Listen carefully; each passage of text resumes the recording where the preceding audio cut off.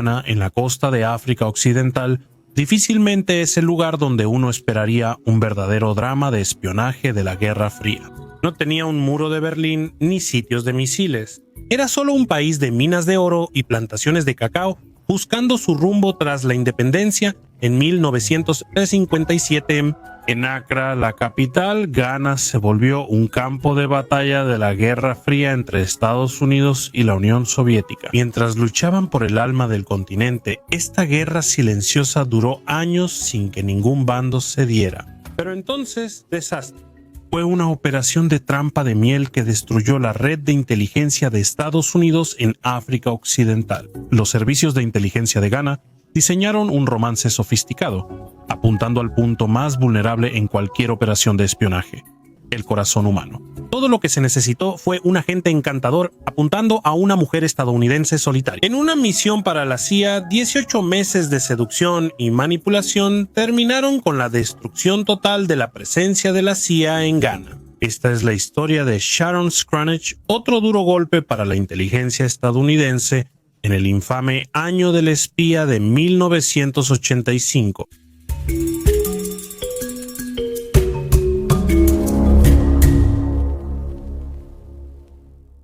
Los espías y agentes dobles operan su forma de guerra de inteligencia en las sombras, pero siempre se necesita fuerza bruta en las líneas del frente de batalla para ganar una guerra. Esto me lleva al patrocinador de este video. War Thunder es el juego de combate de vehículos más completo gratis para jugar en PC, PlayStation, Xbox y móvil. Con más de 2.500 tanques, aviones, helicópteros y barcos históricamente precisos de 10 naciones principales que abarcan casi un siglo de tecnología militar. Obtienes una profundidad de contenido inigualable que cualquier entusiasta de la historia militar apreciará. Lo que destaca de War Thunder es su sofisticado modelo de daño. Cada vehículo se modela hasta sus componentes: motores, combustible, municiones y tripulación, todos vulnerables a daños realistas. Cuando un vehículo es destruido, la vista de rayos X te muestra exactamente lo que sucedió, por dónde penetró el proyectil, qué sistemas fallaron y qué causó la destrucción final. Ya sea que prefieras el modo arcade de ritmo rápido, batallas realistas equilibradas o el desafío máximo del modo simulador, hay un estilo de juego para todos. Con gráficos realistas y sonido auténtico, War Thunder te pone al mando de las máquinas de guerra más poderosas de la historia. Me encanta el soporte de realidad virtual en PC, ya que brinda una de las experiencias de combate más inmersivas y emocionantes en videojuegos. Haz clic en mis enlaces en la descripción o en los comentarios fijados para unirte a más de 95 millones de jugadores en todo el mundo que juegan War Thunder gratis en PC, PlayStation, Xbox o dispositivos móviles. Los nuevos jugadores y quienes regresan tras 6 meses sin iniciar sesión recibirán un gran paquete de bonificación en PC y consolas. Incluye varios vehículos premium, 10,000 leones de plata y 7 días de cuenta premium. Esta oferta solo está disponible por tiempo limitado, así que no te la pierdas. Sharon Marie Scrunich nació en octubre de 1955 en el condado de King George, Virginia.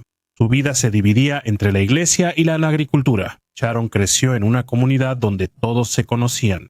Su padre Perry trabajó en el Centro de Armas del Servicio Naval de Estados Unidos en Dahlgren y después en la base naval de Quantico. Era un trabajo gubernamental con sueldo estable. La familia Scrunich tenía 19 parcelas distribuidas en todo el condado de King George. Sus raíces estaban firmemente plantadas en suelo estadounidense desde hace más de un siglo. Cada domingo, Sharon cantaba con el coro de la iglesia bautista Little Ark. Sus amigas dirían después que el coro y la iglesia eran prácticamente toda su vida. En la preparatoria King George animaba en los partidos de fútbol americano y se unió a la Asociación Cooperativa de Estudiantes. Después de graduarse en 1974, se fue al Colegio Nacional de Negocios en Roanoke. 2 años de estudios de secretariado y un breve matrimonio de 15 meses con un guardia de seguridad. Más tarde, Sharon buscaba un nuevo comienzo y algo más grande que lo que ofrecía el condado de King George. Fue entonces cuando la Agencia Central de Inteligencia la buscó. La CIA reclutó a Sharon como mecanógrafa en su oficina de análisis de imágenes.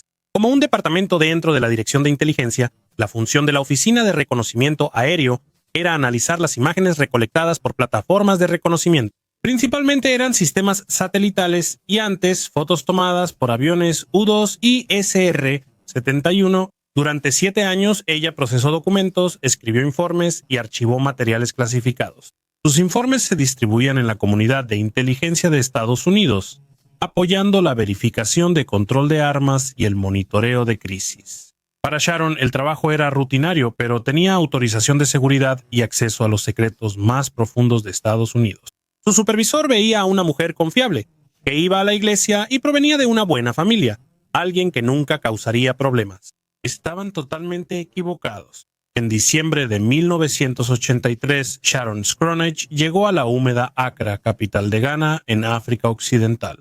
A los 28 años, finalmente escapé del pequeño pueblo en Virginia para ser asistente de apoyo de operaciones en la Embajada de Estados Unidos en Ghana.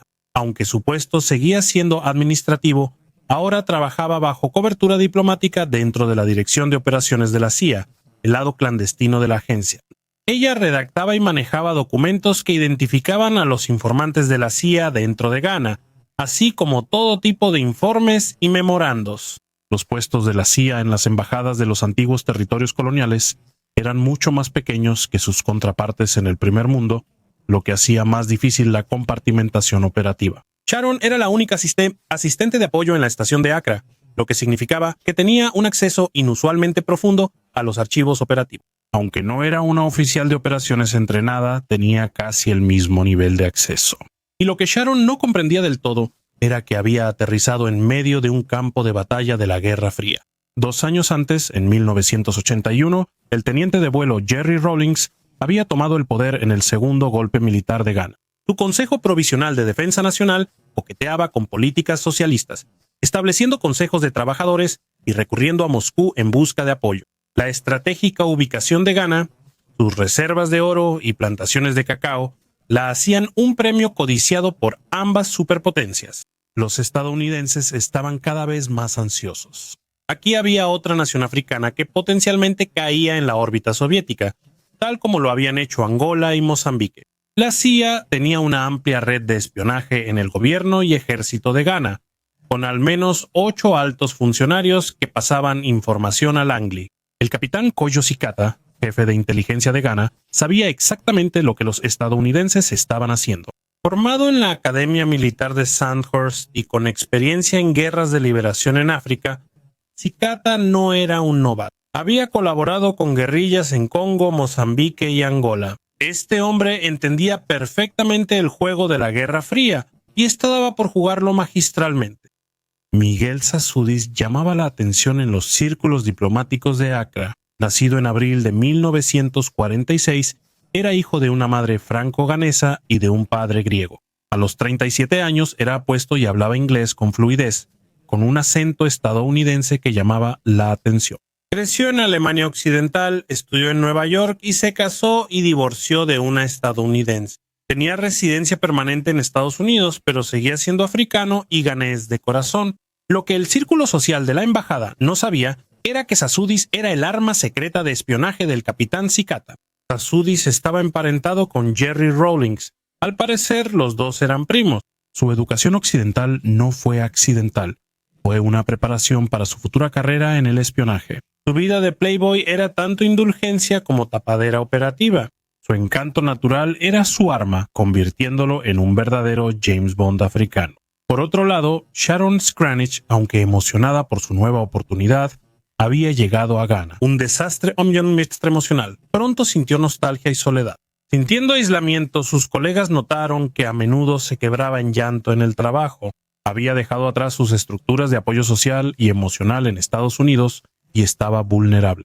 La inteligencia de Ghana, la Oficina de Investigaciones Nacionales o Buró Nacional de Investigaciones siempre estaba alerta a las nuevas llegadas a la Embajada de Estados Unidos y evaluaba al personal estadounidense en busca de posibles debilidades. En Sharon rápidamente reconocieron que cumplía con los criterios perfectos para el reclutamiento. Ella tenía amplio acceso a materiales clasificados y sabían que estaba sola, era inexperta y muy probablemente susceptible a los halagos y al afecto. Los servicios de inteligencia lo llaman una trampa de miel. Seducen al objetivo, crean una dependencia emocional y luego extraen información clasificada. Es uno de los trucos más antiguos en el manual del espionaje, y Sassoudis era un maestro en ello. Pocos días después de su llegada a Accra en 1983, Sharon Scranage fue presentada a Michael Sassoudis en una recepción diplomática. La chica bautista rural de Virginia quedó cautivada por el hombre sofisticado y cosmopolita. Él era todo lo que el condado de King George nunca le ofreció: elegante, educado y emocionante. Cuando él le prestaba atención, realmente lo hacía, y ella sentía algo que nunca había experimentado. Mientras Sharon se estaba enamorando, Miguel iba a trabajar. El romance inició de forma inocente: cenas, paseos por las playas de Accra y similares. Para Sharon, era el romance con el que había soñado desde la preparatoria. Para Sassoudis eran sus primeros pasos en una operación de inteligencia cuidadosamente orquestada. En noviembre de 1983, la relación ya era seria, al menos para Sharon. Se fue aislando cada vez más de sus colegas de la estación de la CIA mientras pasaba más y más tiempo con su nuevo novio, Miguel. Una noche, en una cena en casa de Sharon, un oficial de seguridad de Estados Unidos detectó una alerta importante. Colocada de manera prominente en el espejo del tocador de Sharon, había una fotografía de un hombre al que el oficial reconoció de inmediato. La foto también era íntima, mostrando a Sassoudis sin camisa en la cama, mirando directamente a la cámara. Mientras Sharon se enamoraba más, perdía la discreción. Empezó a reunirse abiertamente con Miguel en público, sabiendo muy bien que él estaba de alguna manera relacionado con la inteligencia ganesa. Sus reuniones, por supuesto, no pasaron desapercibidas. En noviembre de 1983, funcionarios ganeses se quejaron ante la Embajada de Estados Unidos de que alguien parecido a Sharon mantenía reuniones secretas con ciudadanos de Ghana.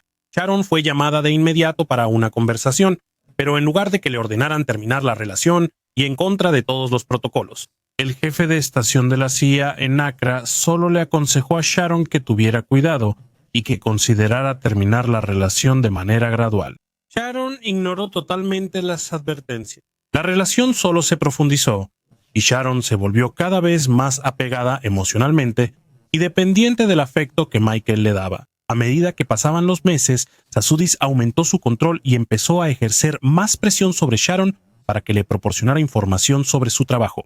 Tal vez Sharon fue reacia al inicio, no lo sabemos. Al final, Sharon fue convencida de que contarle a Mijail todo lo que sabía sobre las operaciones de la CIA no era traición, sino una prueba de amor y confianza. Durante 18 meses, Sharon dio a Sassoudis material clasificado, incluyendo listas de nombres e identidades de todos los informantes de la CIA en Ghana que ella conocía, y detalles sobre los planes operativos de la CIA y actividades futuras. También compartió información sobre las comunicaciones, el equipo y las capacidades técnicas de la CIA. Lo más crucial de todo para el líder de Ghana, Sharon transmitió información sobre el golpe planeado por un grupo disidente contra el gobierno de Rawlings. El capitán Cicata entendió la mina de oro de información que le había entregado Michael Sassoudis. Lo que recibió no se quedó en Accra. Se transmitió a La Habana, Trípoli, Berlín Oriental y a la propia Unión Soviética. Desde el Servicio de Inteligencia de Cuba hasta el Gobierno Revolucionario de Libia, la Ministerio para la Seguridad del Estado de Alemania Oriental y la KGB. Los enemigos de Estados Unidos en la Guerra Fría tenían un plano detallado de las operaciones de la CIA en África Occidental. La filtración se extendió rápidamente por las redes de inteligencia de Estados Unidos. Se descubrieron los canales de comunicación, se expusieron las casas seguras y se revelaron los métodos de reclutamiento. Años de meticuloso trabajo de inteligencia se evaporaron casi de la noche a la mañana.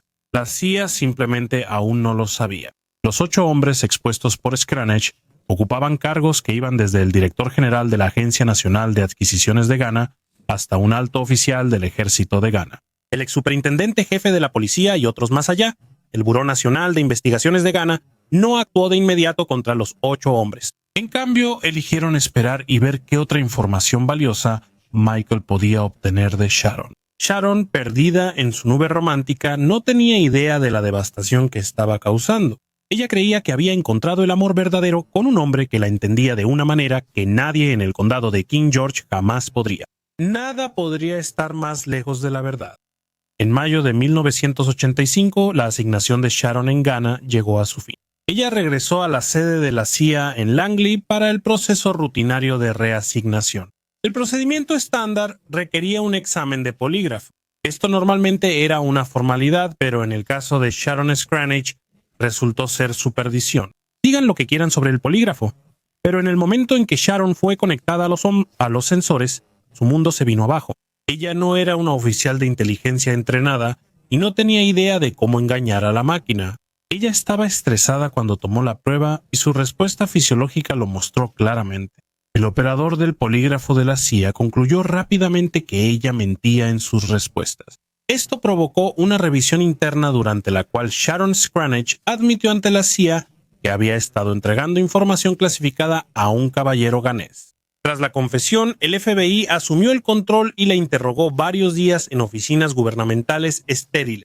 Sharon, criada para respetar la autoridad y decir la verdad, se derrumbó por completo, confesando en detalle todo lo que había hecho.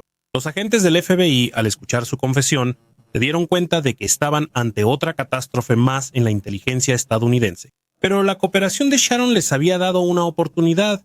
Ella había aceptado ayudar a tenderle una trampa a su amante. El 10 de julio de 1985, Sharon Scranage estaba nerviosa en una habitación del Holiday Inn de Springfield. Agentes del FBI estaban posicionados por todo el edificio, observando y esperando. Miguel estaba viajando por Estados Unidos en ese momento y Sharon, bajo la dirección de la CIA, había atraído a Miguel al hotel con el pretexto de un encuentro personal y para que ella pudiera compartir información importante con él sobre su nuevo puesto en la sede de la CIA. Cuando Sassoudis entró en la habitación, esperaba, entre otras cosas, obtener más secretos estadounidenses. En cambio, agentes federales irrumpieron y realizaron el arresto sin incidente. El 11 de julio de 1985, Sharon fue arrestada y acusada de 18 cargos, entre ellos espionaje, conspiración y violar la Ley de Protección de Identidades de Inteligencia. Miguel, por otro lado, fue acusado formalmente de 8 cargos de espionaje por solicitar y poseer información clasificada sobre activos y operaciones de la CIA. El caso de Sharon fue muy distinto a otros escándalos de espionaje que afectaron a la inteligencia estadounidense ese año.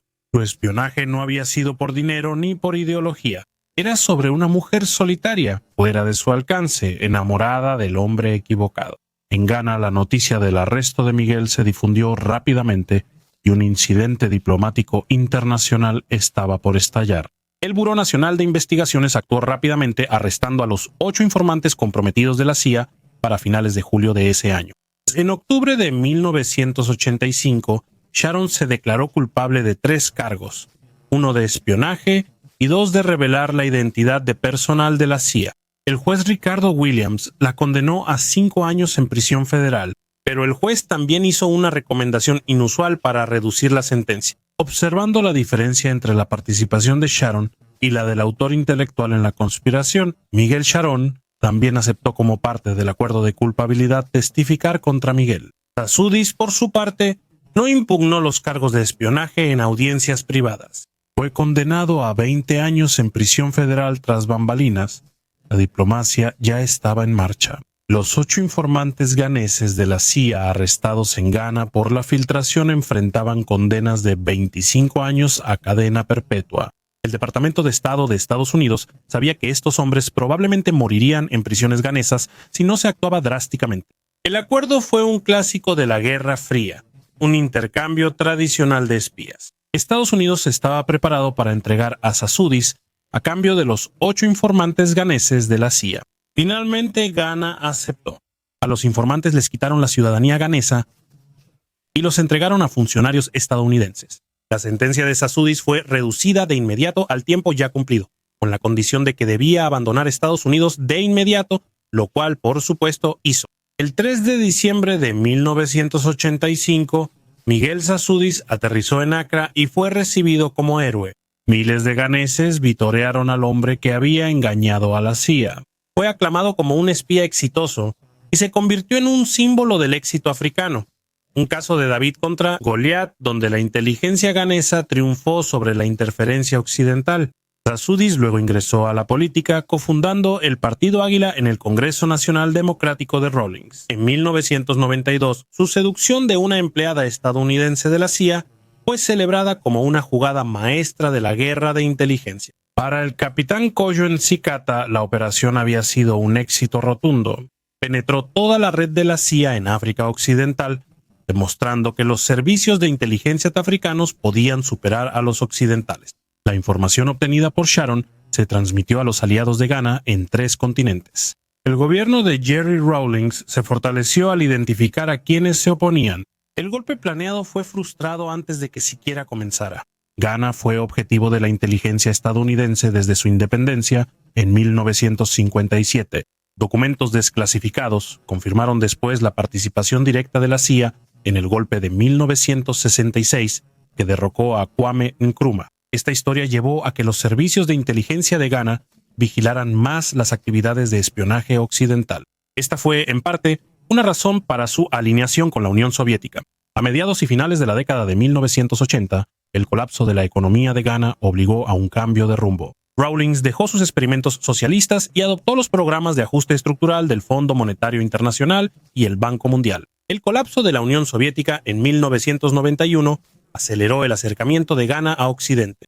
En 1992, Ghana adoptó una nueva constitución y pasó del gobierno militar a una democracia multipartidista, con Rawlings reinventándose como presidente civil electo. La realidad actual está muy lejos de los temores de la Guerra Fría sobre una influencia soviética y comunista permanente.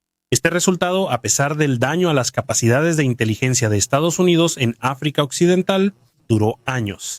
Más allá de la pérdida inmediata de 8 informantes de alto nivel, la filtración había revelado métodos operativos, sistemas de comunicación y técnicas de reclutamiento que necesitaban una renovación completa. Los 8 informantes de la CIA y sus familias fueron reubicados discretamente en Estados Unidos por razones evidentes. Los detalles de dónde terminaron y a qué se dedican actualmente se han mantenido en secreto. En abril de 1986, la condena de Sharon se redujo a 2 años.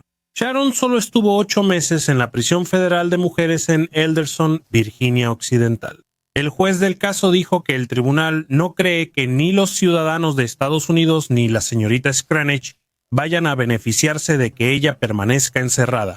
Por lo que se puede averiguar en línea, Miguel Sasudis falleció el 4 de septiembre de 2024. El caso de Sharon Scranage es único entre los espías de su época porque ella no era ni una mercenaria codiciosa ni una creyente ideológica. Sin defender lo que hizo ni sus actos de traición, ella era solo una mujer solitaria que se enamoró de una sofisticada operación de inteligencia diseñada específicamente para explotar sus necesidades emocionales. Después de su liberación, Sharon Scranage prácticamente desapareció del ojo público. Ella regresó al condado de King George, a una comunidad que había visto cómo su chica local se involucraba en un escándalo internacional de espionaje. Décadas después, el escándalo de espionaje de Sharon Scranage ha seguido influyendo en la capacitación de inteligencia, las relaciones diplomáticas y nuestra comprensión de la dinámica de la Guerra Fría en África. La revisión de seguridad mejorada para los nuevos reclutas se volvió estándar, con verificaciones de antecedentes más rigurosas y evaluaciones psicológicas. La capacitación mejorada en contrainteligencia ayudó al personal a detectar vulnerabilidades de trampas de miel. Las nuevas directrices de seguridad operativa aclararon las reglas sobre relaciones personales en asignaciones en el extranjero. Por mucho que las agencias de inteligencia intenten evitar que este tipo de cosas sucedan en el futuro, la naturaleza humana hace que la prevención total sea imposible. Sharon Scranage fue la espía cuya historia nadie vio venir. Un romance destruyó la red de inteligencia de Estados Unidos y le recordó al mundo que incluso las personas más comunes pueden encontrarse en el centro de una intriga internacional extraordinaria. Gracias a War Thunder por patrocinar este video. No olvides probar el juego gratis en PC, PlayStation, Xbox o móvil usando mis enlaces en el comentario fijado y en la descripción. Nuevos jugadores y quienes regresan tras 6 meses sin jugar recibirán ese gran paquete de bonificación con vehículos premium y otras recompensas en PC o consolas.